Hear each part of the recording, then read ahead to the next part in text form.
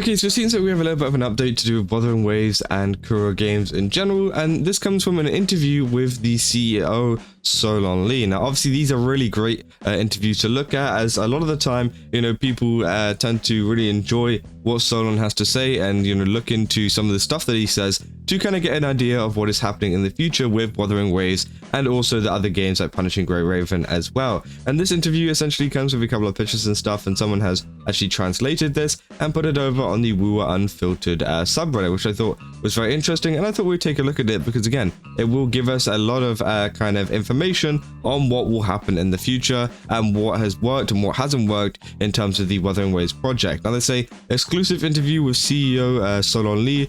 Kuro, now with over 2,000 people, still aims to be even sexier, which is a pretty crazy line. Obviously, he's saying Kuro overview. Kuro has now grown to over 2,000 people. Hearing Solon say this finally made Grape, the author, realize that Kuro is no longer the rising rookie it once was. In the past, when we talked about this company, we were mostly telling the story of how a small team rose to prominence. Founded in 2014, Kuro's first product was the 2D anime-style ballistic shooter Twin Tail Battleground.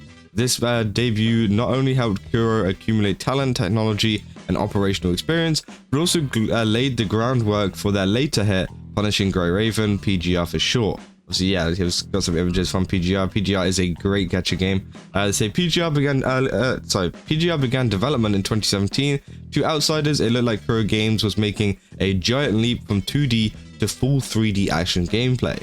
But according to Kuro's CEO and producer Solon Lee, the team initially had no intention of making a pure action game. They simply wanted to create an anime game with a 3D sense of immersion. However, during testing, they discovered that to make the core gameplay fully coherent and truly immersive, players had to directly control the characters. This realization transformed PGR into a 3D action title. Obviously, yeah, here's some of the early versions. It was more of a real-time strategic game with match 3 mechanics with no normal attack, dodge, or ultimate buttons, which is very interesting to see how PGR first started. They say PGR's success challenged the industry stereotypes of small teams. It once hit the top 3 on the iOS games grossing chart and has been operating smoothly for 6 years. More importantly, PGR validated Kuro's corporate motto, challenge is greatness. Constantly trying to exceed expectations became baked into the team's development philosophy. The talent, assets, and technical experience from PGR later fueled the launch of the open world action game WuWa, or Wuthering Waves. And obviously, yeah, this is whenever we get into some of the Wuthering Waves stuff, and they say Kuro's expansion with Wuthering Waves. They say before and after WuWa's release, Kuro entered a rapid expansion phase. He said even during WuWa's development, the project team exceeded 500 people, but that still wasn't enough to make such a large-scale game. Solon revealed that the flight system in version 2.0 took a full year to make, which is absolutely crazy. It took them a full year to actually make that. Now, I wonder if that is due to it being a hard thing, or if it was just they just didn't really put too much effort into it and just like kind of released it whenever it was done. Again, that is crazy. And they said the entire 2.0 update had been in preparation since the beta stage. They even debated whether to relocate resources to improve pre-2.0 versions. In the end, version 2.0 and the updates that followed delivered more content than players expected, breaking WuWa's single-day revenue records and topping iOS grossing rankings, proving that Kuro's long-term heavy investment approach was correct. And obviously, yeah, here's the 2.4 update banner, and they say now that WuWa has entered a stable growth phase, Kuro has officially embraced a multi-product parallel development model. As a PGR launched its PC version, restarted its story, second loop, and is preparing for global same version synchronization. WuWa is about to release major new characters, Augusta and Yuno, with the finale of the rinascita chapter approaching, and they say new projects Nami and Sun have been revealed. Clearly, a small rising team is no longer the right label for Kuro, which is 100% true. Obviously, as they said, Kuro started off as this small kind of company that who knows if they're going to do good or not, and now they've grown to this, which is absolutely amazing. And then they go on to talking about Kuro Fest. They say this year's Kuro Fest hinted at their next steps. First, as we covered before, the fest was huge, proving that Kuro's ability to coordinate resources across teams and manage multiple IPs at once, both key to building their brand and launching future titles. Second, many aspects of this event had cross-circle appeal, reaching beyond the core player base. So they say, for example, Homecoming Voyage, FOS Anthem, the graduation song of the protagonist school in PGR, first introduced in the game's 3.5 year anniversary, deeply connects with the PGR and its players. Live performances always gets them to sing along, and even non-players are moved enough to learn about the game, which is obviously great to know. Obviously, as well, they keep saying running for your life. They talk about some of the kind of performances. We got some of the lupa ones as well. They say these intended and unintended boundary breaking cases show that Kuro can produce content that crosses circles and even transcends the gaming medium. So most importantly, Kuro is committed to building a brand and values at the fest. Solon's line across mountains, witness better things, was both a promise to players and his reflection on Kuro's 11-year journey. It's about a growth mindset. Kuro is climbing mountains and getting better, delivering not just products but an emotion and a set of values, which obviously, yeah, very interesting. They say Solon often used the word sexy during our talks, by which he means that Kuro's new goal is not just to grow bigger, but to make works that are unique, attractive, charismatic, and maybe even industry changing. Of course, the next stage brings new challenges, making IPs cross circles, training more top tier talent, remaining agile and productive while avoiding big company syndrome. Many more mountains remain to be climbed. And then obviously they go into the Solon interview itself and they say, why did you host such a high-spec fest this year? They say, last year PGR's Tea Party left me deeply moved. I felt like we needed to give players an even better offline experience. On impulse, I got on stage and told them I'd bring them the best experience possible. But what does the best mean? We first had to lock in a better offline event on the schedule. By then, WuWa had already launched, so we decided to combine both games into one grand fest, being one of Kuro's biggest goals for the year.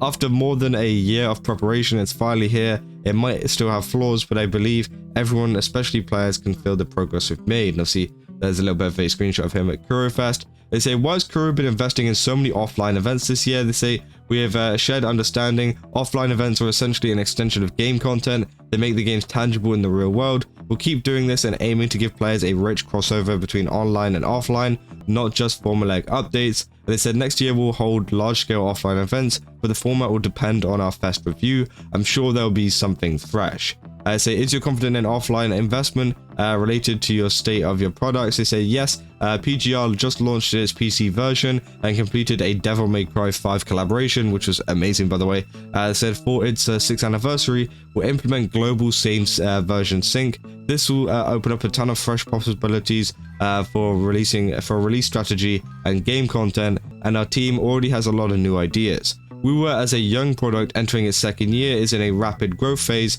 We already mapped out 4 to 5 years of a long-term plan from it, which is very interesting, obviously. And I say, as long as that we keep generating ideas and making them real, we're bound to create moments that strike players and surpass their expectations. So, yeah, obviously they still plan to continue Wuthering Waves for a minimum of 4 to 5 years. That is what they've got mapped out at the moment. Obviously, you know, that could be even more. It could be double, triple even of that, you know. But this is all they've got planned for the moment is 4 to 5 years, which is still a very, very long time. Very interesting to see that. Obviously, they say, why did you dare to greenlight a 3D action project like PGR back then? They said, back during Twin Tail Battleground, we lacked long-term ops experience and ecosystem maintenance skills, plus our 3D skills and preferred gameplay weren't compatible with the Coco's engine.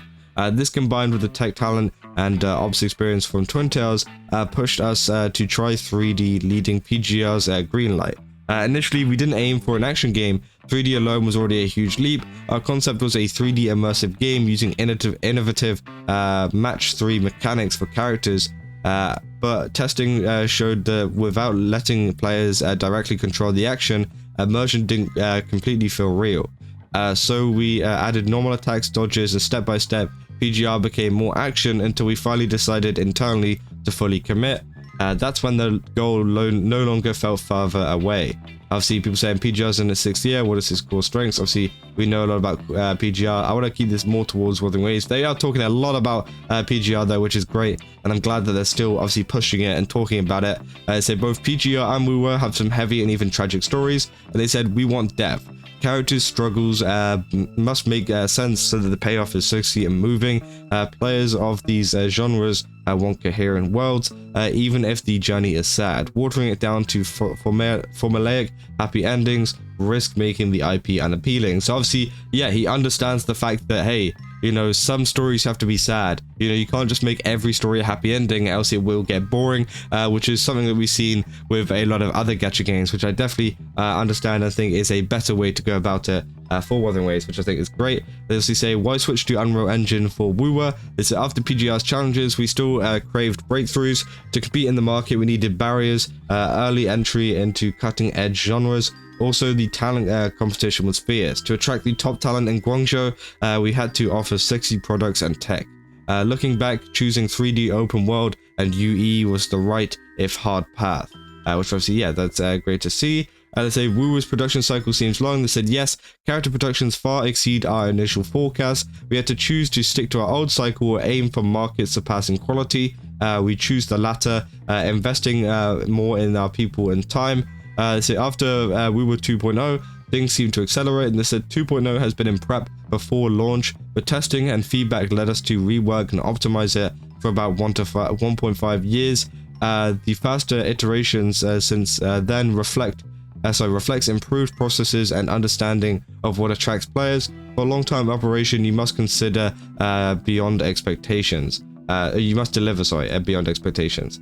They say, how do you maintain quality while running a high output? They said the best method is shared values and like-minded people. Process optimization alone cannot replace a team synergy.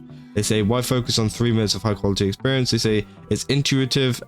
Even if players only log in for 3 minutes a day, those minutes should feel great. This builds a long-lasting affection and sustains a game for 5 to 10 to even 20 years. Which, yeah, obviously is very interesting. And they say, how do you define the future development of Wuthering Waves? They say, I just mentioned that to make games that exceed user expectations, I think that is the goal of WuWa, and that it's currently pursuing. WuWa is a game that continues to change. We hope that it will iterate in a higher quality direction as the time passes.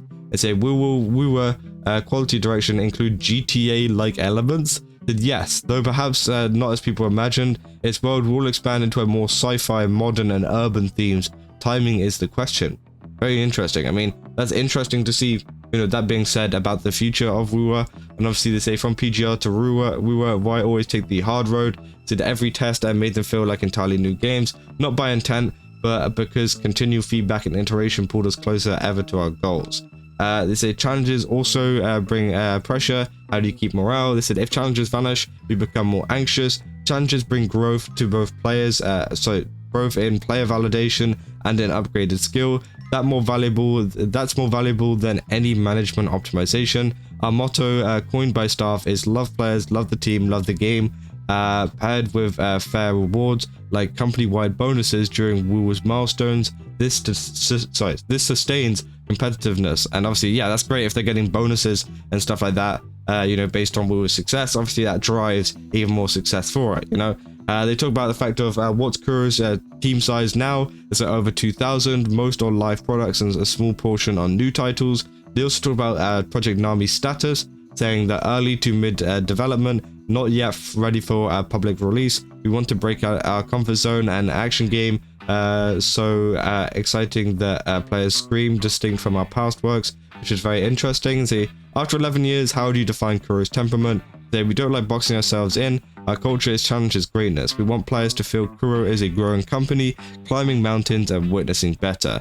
So it feels like the players get that, like how you kept your fast promise. They said that's a mutual understanding. So yeah, that is the entirety of this interview from Solon Lee, and obviously it's very exciting to see a lot of this information coming out about, you know, Wuthering Waves and some of the plans of going forwards and how long they plan to actually keep this game going on for, which I think is absolutely amazing. It just gives us a little bit of a better idea of what is going on internally at Kuro Games, how much they've grown, and what they really want to do in the future. But yeah, let me know down in the comments what you guys think about this, because again, I'm very interested in what you guys have to say about this interview, because it is a very interesting one, and we don't get a Solon Lee interview too often anymore. Obviously, you know, it's every now and again we get one, but it is very interesting every time a new one comes out, so it's very interesting to see. And yeah, if you guys did enjoy this video, don't forget to leave a like and subscribe. Also, go over to Game Subs, use my code Kaza, get 10% off again. They got a ton of really cool stuff over there. I definitely recommend checking it out. And yeah, I'll see you guys in the next one. That's all. See ya.